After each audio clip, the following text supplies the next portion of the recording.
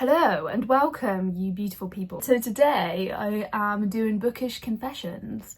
You are going to confess to me all your sins. This is a thread that I saw on Reddit and it contains everyone's bookish confessions. Now it works similar to unpopular opinions or hot takes, except that it's more things that you'd be a bit, maybe a bit embarrassed, or I don't know, what's the other word? Embarrassed? Scared? I don't know if scared's the right word. I will put a link of the thread down below in the description in case you want to check that out in your own time. Just a reminder that these are all well, they're not my opinions, but my reactions are all my opinions, if that makes sense. So please don't take offense, it's just a bit of fun. If you are any of these Reddit users, then that's fine. And I'm going to be reading it off here and then I'm going to be telling you. And you don't know what this is, I'm pointing. It's my computer screen. So, by the way, sorry about the state of this room. It's not exactly the most aesthetic. So sorry about that. I'm sure you don't really care. So let's get into it. Mine is that I'm not a DNFer, so whenever I lose interest in a book but don't want to DNF, I get the audiobook and listen to it instead because it's less work.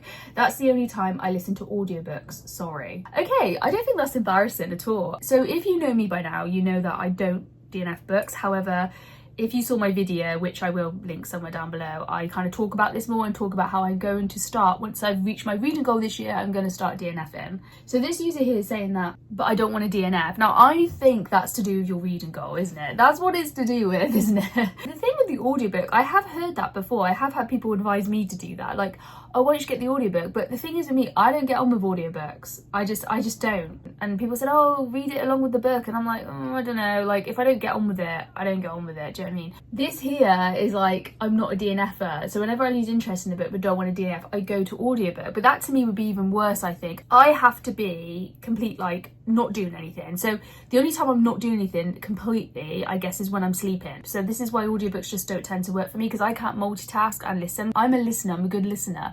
So like, I have to listen. Otherwise I miss stuff, I miss nuances and I don't know, it's just me. So that wouldn't work for me. But the whole DNF thing, I don't think that's embarrassing. That's just a method you have. I noticed there are replies saying like, oh my God, life's too short. Like, just DNF. Like, why are you forcing yourself through this?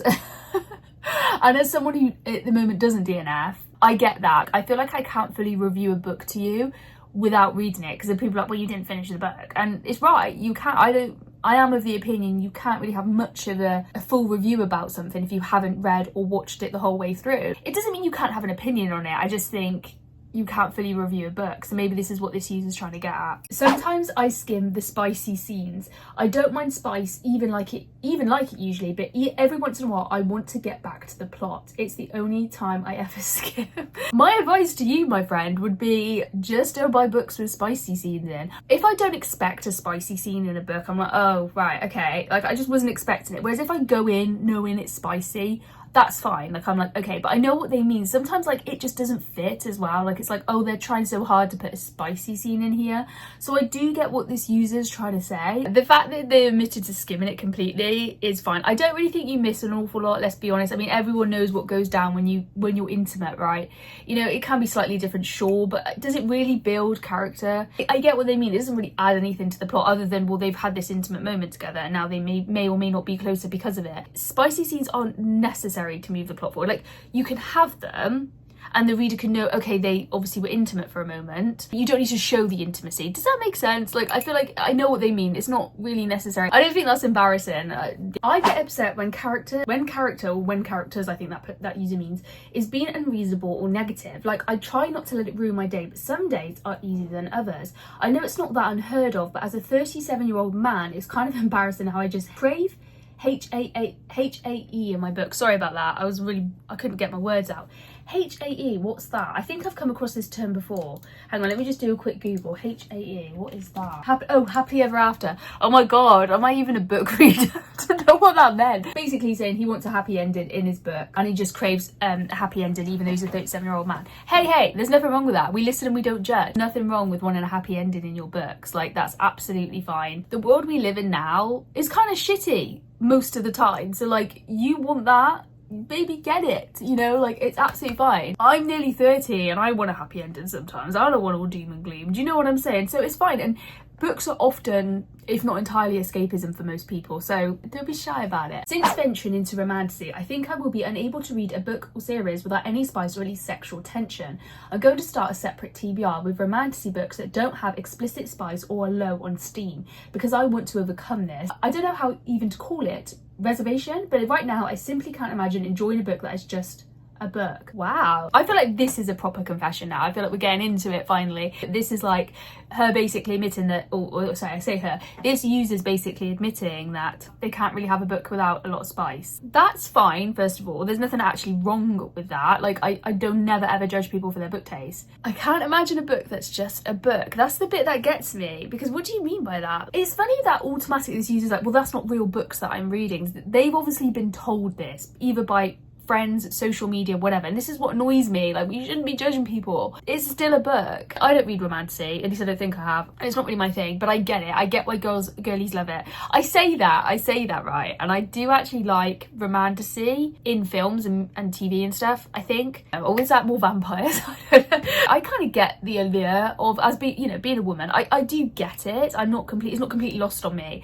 It's just not for me personally. But if you just want to read spice. Like, just do it. Like, who cares? Eventually you will get bored of it. But the fact that this user's like, oh, but I want to read like a real book. It is a real book. Unless it is just purely fan fiction you're reading, which I still count that as reading. I know some people wouldn't. Is that a confession? Maybe. That's actually quite a good one, because it's almost saying like, I know I only read like really smutty books. Maybe it would help if you diversify. I would advise that. Look at me, I've turned into an agony aunt.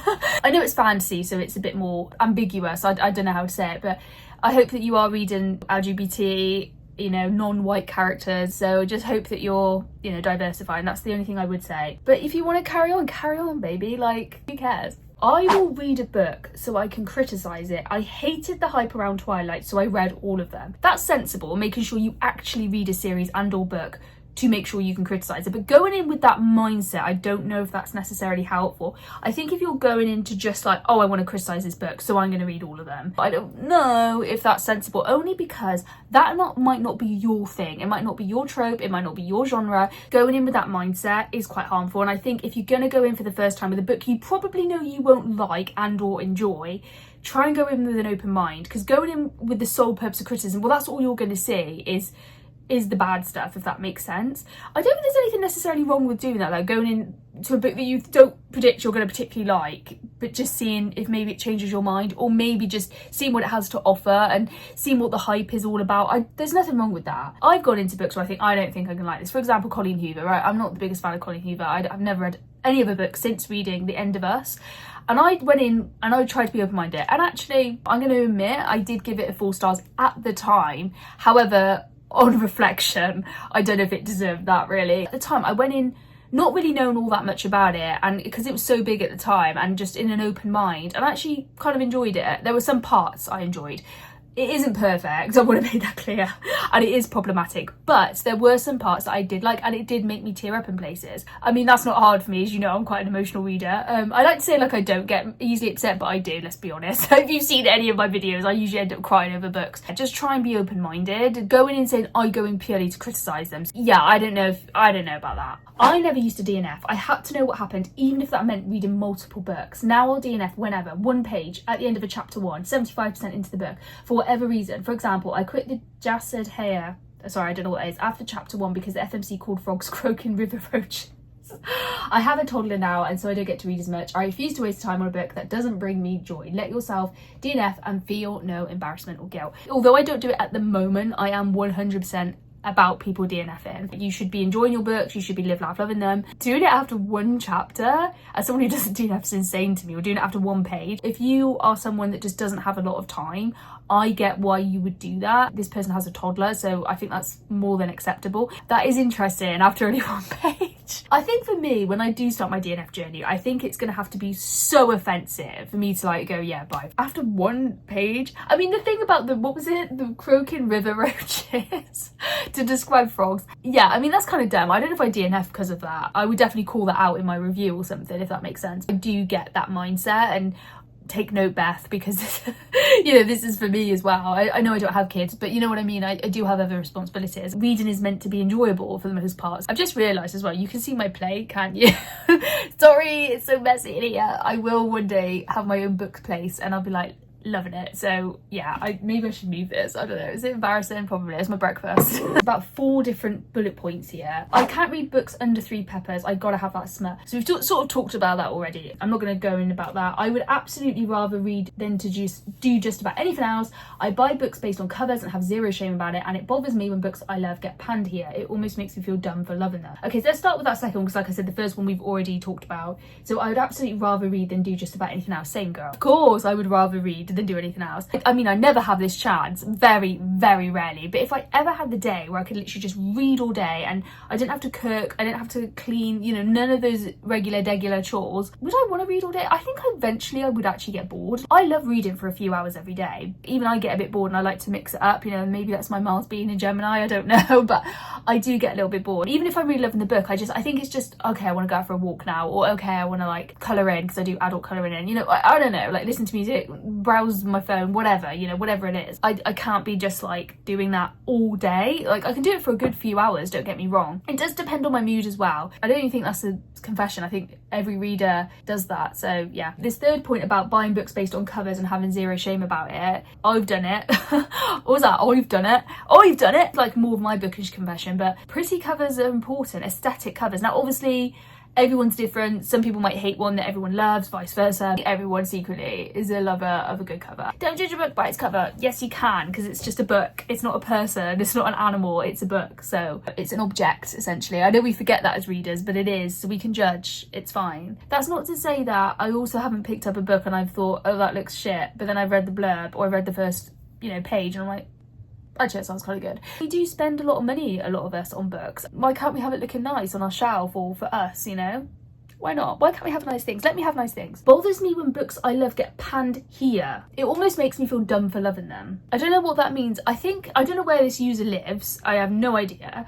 But when it gets panned, maybe this is me being old, but like, does that mean when they flop, basically, they're not as popular in their country? So I've never had that experience, but I don't think that's a confession. I think that's more of just like, that's a shame that happens and it's just an opinion, which I would say, yeah. I have to talk about this one. So my embarrassing bookish confession is that I love monster sluts. It's fine. I don't think I've read any monster smut myself. I'm trying to think. I don't know if this counts as a creature. Is that the same thing? Like, I think there was one I read around Christmas time and it's about Krampus. Very short book. I can't remember what it's called. I'll put it here somewhere if I can find it. I guess that's the closest I've come to it, but that was more of a creature than a monster. I don't know, but some people class that as a monster, so I don't know. I don't know if that counts. Those kind of books, they're usually quite entertaining. Like, even if you don't like the smut, even if you don't like whatever, it's usually just entertaining. Like, you do come out of it feeling something. I totally get that, and I just thought that was funny, because that is kind of a confession one, actually, because it's like, people are embarrassed to admit that they like that, but they're fun. Like, I've never read them, but they seem fun. If you do recommend any good ones, then let me know, because I am maybe thinking of branching into that area, but I don't know. I am a little bit intimidated by it. I don't know, maybe I'll try it. I love studying books. I annotate across multiple categories, add footnotes to pages, listen to podcasts about the book for even more insight. When I'm really enjoying a book, I develop such a strong appreciation for every facet the author can possibly give me. Looking up the meanings of characters' names and or places is almost always a big hit for something significant in the story. When I lend a book to friends or family, they see my notes, highlights and underlines and think it's crazy, and then the embarrassment sets in. First of all, any fellow massive reader like myself, I say massive reader, any reader such as myself is automatically jealous of you. The most I do is tab a book, right? And even that I don't always do a lot of, because I read on my Kindle. I wish I could be that articulate and that academic that I want to do. I know what this user means, like when you really do love a book, sometimes I'll go back and I'll not annotate, but I'll like tab it and things. The fact that your friends and family are kind of low-key shaming you for that is just weird, because I love that. I love that people do that. And writing your books though, not a fan of that, but they're your books. I get that, they are your books, so do what you want. But me personally, I could never be doing that. You must be not a slow, I don't like to shame you for being a slow reader, there's absolutely nothing wrong with that, but like, I wonder how many books you get through then in a year, because it must take a lot of time doing that, because you don't just annotate, you do your research and then you listen to podcasts and then you go in like into detail and then you go, you know, you look at discussions and book reviews, and I feel like that's a lot. But I like that you do that, because you're getting like as much as you can out of this book. When we finish a book, we finish it, we rate it, and then we move on, and then we might review it maybe, and then we move on and we often forget about them. Whereas you're like doing a very conscious choice of being like, I want to remember this, I want to know everything I can about this book, about these characters, about everything. And I don't think that's a bad thing. In fact, if anything, I think most of us should be doing that, but obviously we don't have the time to do that. You put me to shame. I can't read any book where the FMC has my name. I get so weirded out by it and I don't know why. My name isn't even unique. Thankfully, it isn't that common in books either, but it is common enough that whenever I see it, I go, nope. Even if it's a background character, my brain just curdles. How dare the author I have never met or known use my name without my explicit permission, and for such a bitch of a character. So I don't know this person's name. I presume it is a woman because it says FMC, but obviously we can't make presumptions. I don't think I've read a lot of books with my name in it, or even there have definitely been 1 or 2 instances. I do remember now, I'm actually thinking about it, but they've always been quite minor characters. So to have a female character called Beth, who's like the main character in the story, I don't think I've ever read one. It doesn't bother me really. I've heard this before actually on YouTube, like people confessing that they just can't. I don't know, it just doesn't bother me. I don't know why it would bother someone, but unless you have like a really unique name, like really unique and out there, then you might be a bit weirded out by that, and I get that. But because I've got such a common name, I presume almost that they're gonna have a name like that, especially if they're from like the 90s, which my name was quite popular around the 90s. But it's interesting, some people do, they get really funny about it and they actually hate it, and I know a lot of people that do that. So yeah, well, if you're one of those people, let me know why, because this person hasn't got it other than it just makes them cringe. And is there another reason why you don't like it? Is it just, maybe it just feels too personal to you? I get it maybe, but kind of don't as well. Let me know some of your bookish confessions. Let me know if you agree or disagree with anything I've said. Well, that was quite fun actually, and like I said, it really made me think. Yeah, interesting, very interesting. Thanks so much for watching guys, and I shall see you in the next video.